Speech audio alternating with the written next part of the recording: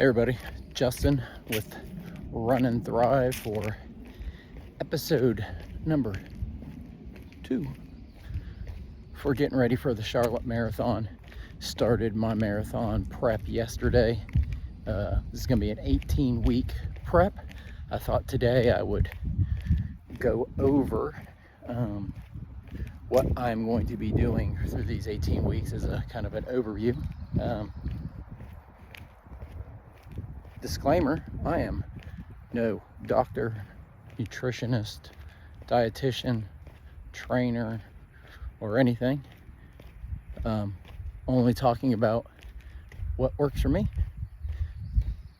Do your own research, figure out what works best for you. So day 1 yesterday, I did a morning workout. Then I did a walk in the afternoon, which was roughly about 2.5 miles. Then did another workout immediately after that.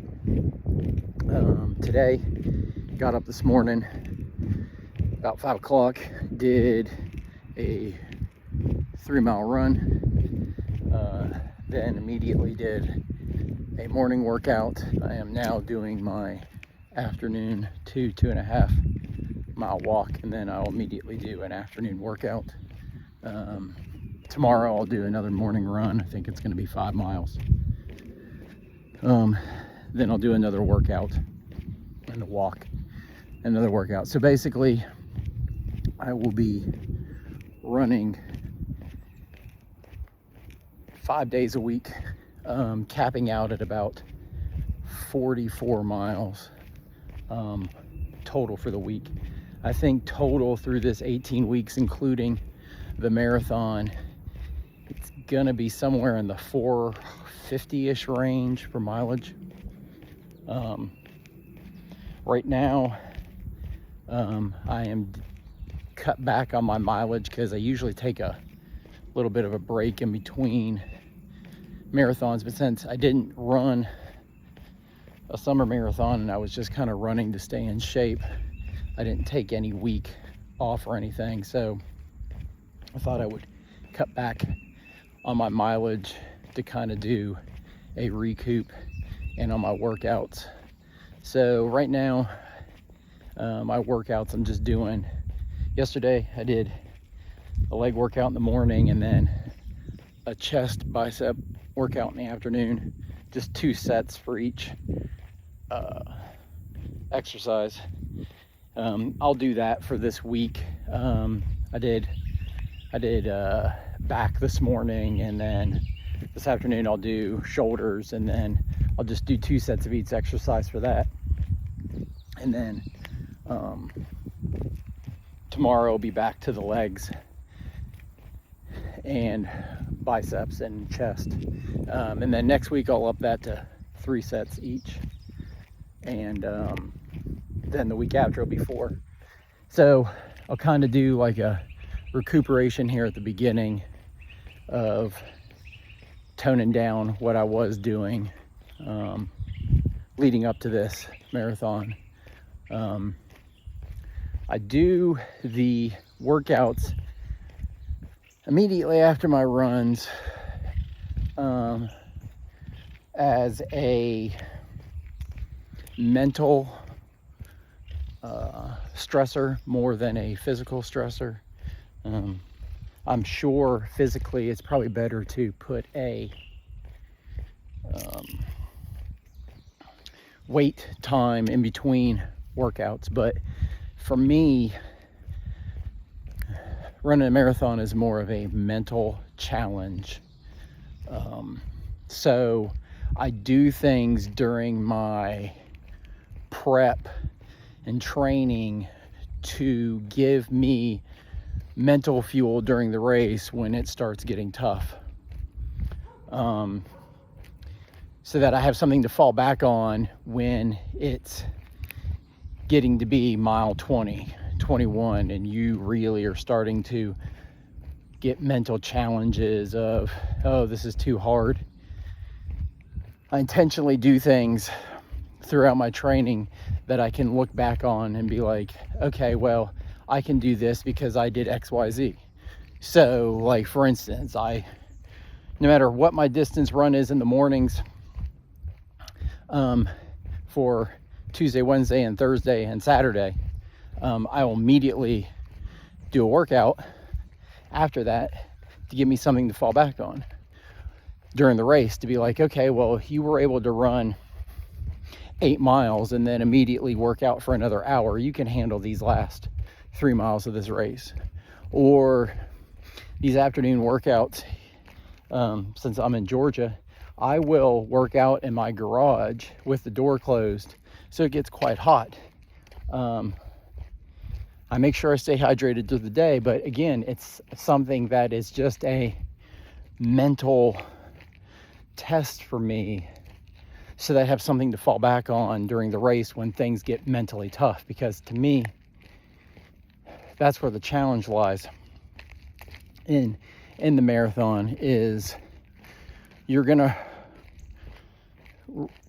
hit times where your brain is gonna try to get you to quit. You can't do it anymore. You can't, this is too hard. You can't give into that. You got to keep pushing. Even, whatever your goals are. Who cares what my goal is, or who cares what the person next to you's goal is? You got to run your race. And even if you have to stop and start walking or whatever, just finish. Don't quit. Don't give up. Don't fall into that. So I try to give myself not only the physical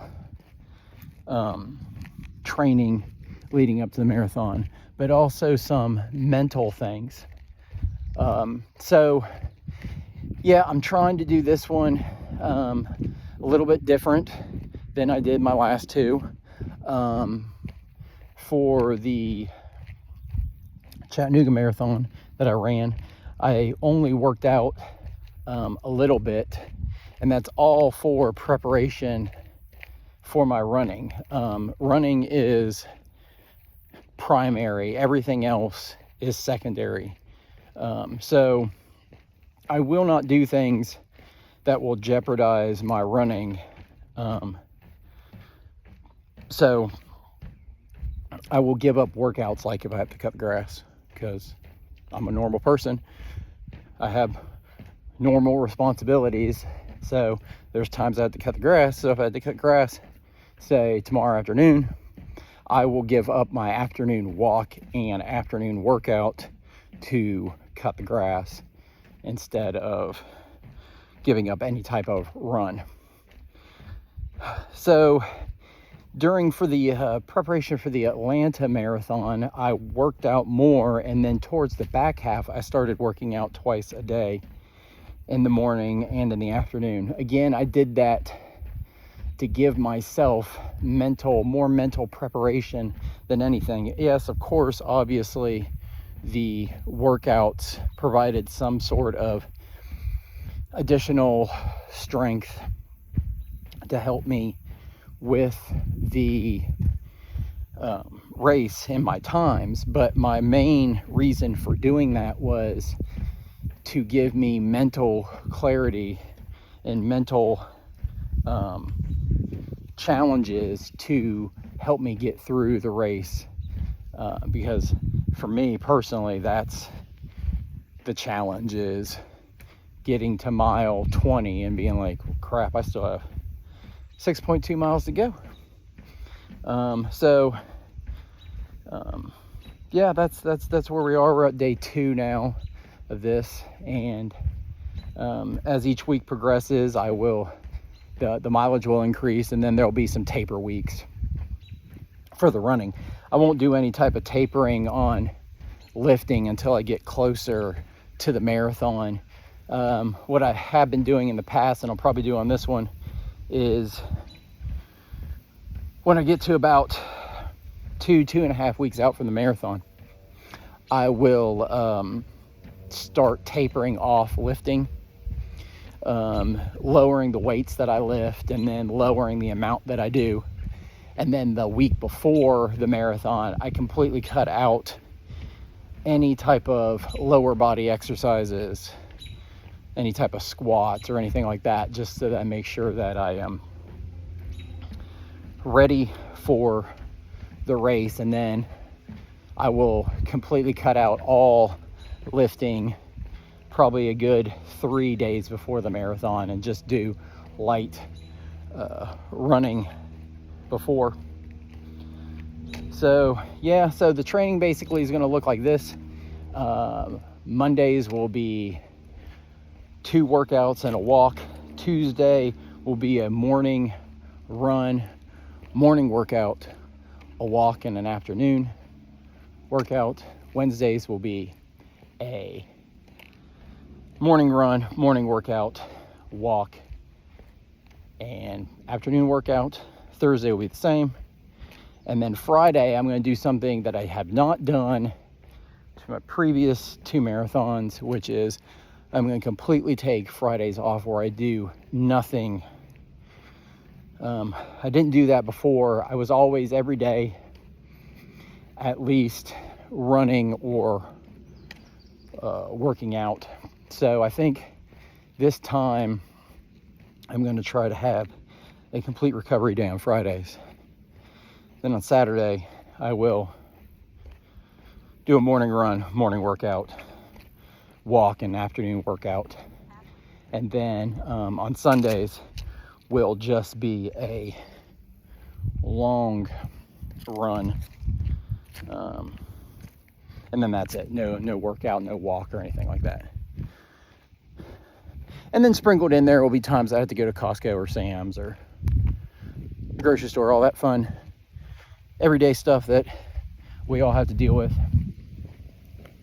I will not be posting any of my running times. I saw something this morning that kind of was an interesting perspective on people's running times. Somebody had posted a video kind of, I don't want to say making fun or mocking, but they posted a video of running influencers going on their quote unquote easy runs.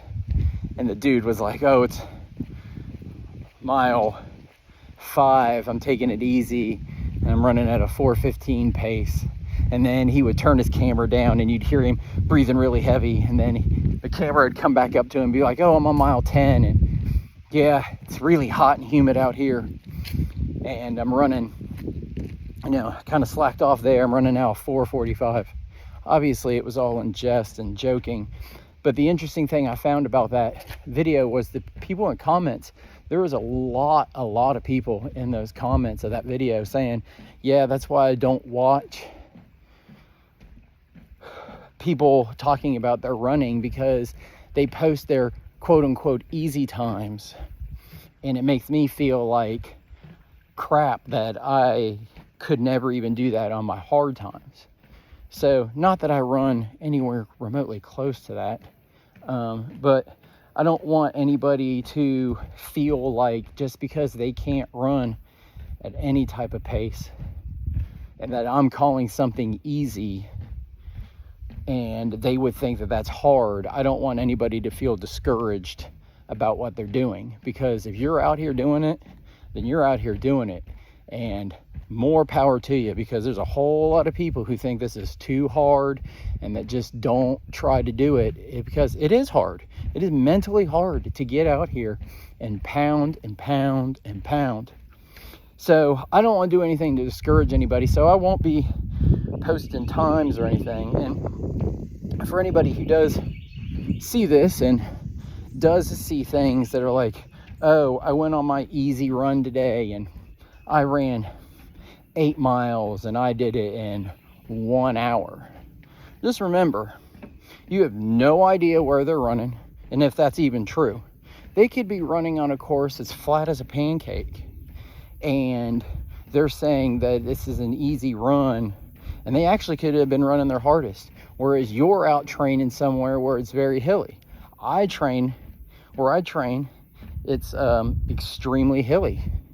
So for my 3 mile run this morning, My time, you know, I felt good about it.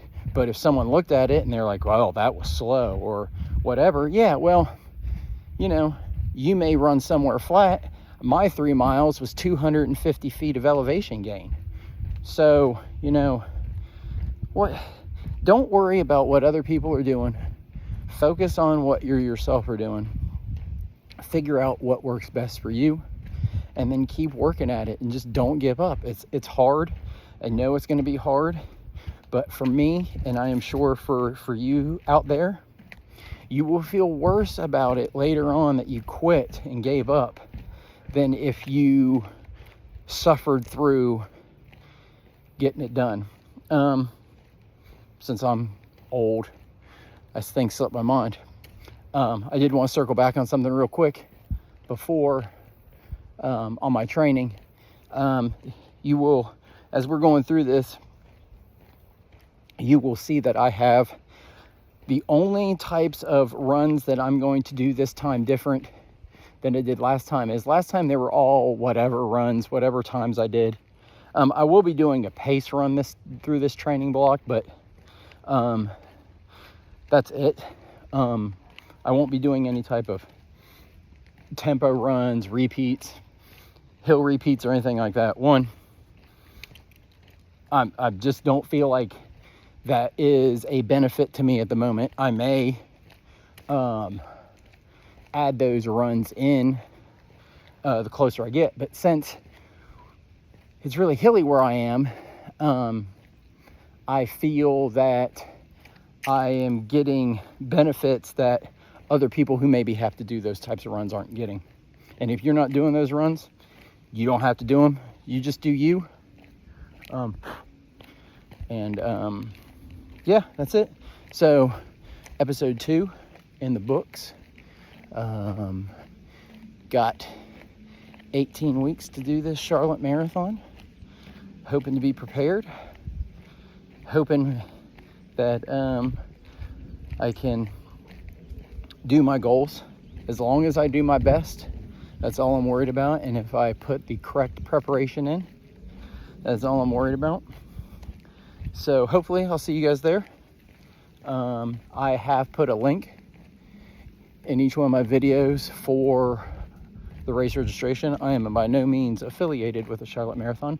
If you do go out on social media, you will see that there, I think, I see at least, a lot of ambassadors. I don't know how their ambassador program works, but I think I see that they do offer some sort of discount code. So I don't know, if you find one, you could contact them and